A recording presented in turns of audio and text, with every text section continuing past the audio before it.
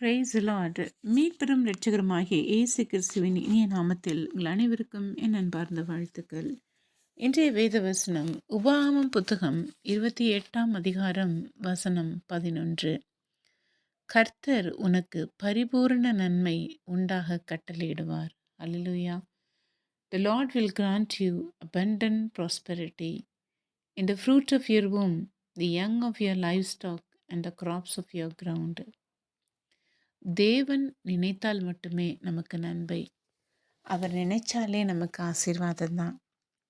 ஆனாலும் அவர் நன்மை மட்டுமே கொடுக்காமல் பரிபூர்ண நன்மையை கட்டளையிடுகிறார். அல்லேலூயா. அவர் பரிபூரணம் உள்ளவர். அவர் பூரணமான உள்ளவர். அதனால் நமக்கு பூரணமாய் தர இன்றைக்கும் அவர் வல்லவராயிருக்கிறார். அவருடைய நன்மையை பெற நாம் தகுதியற்றவர்களாய் இருந்த பொழுதிலும் நம்மை தகுதியுள்ளவர்களாய், நீதிமான்களாய், பரிசுத்தவானாய் ஒவ்வொரு நாளும் மாற்றிக்கொண்டே இருக்கிறார். அந்த ஒரு நல்ல அன்பிற்காகவும் அந்த நல்லவருக்காகவும் நாம் வாழ்வது எத்தனை பாக்கியம். அமர்ந்தவர்களே, அவர் நமக்கு பரிபூர்ண நன்மை உண்டாக கட்டளையிடுவார்.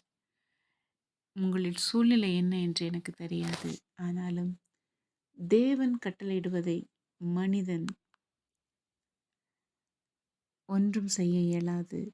ஆதலால் மனிதனை நம்புவது விருதா.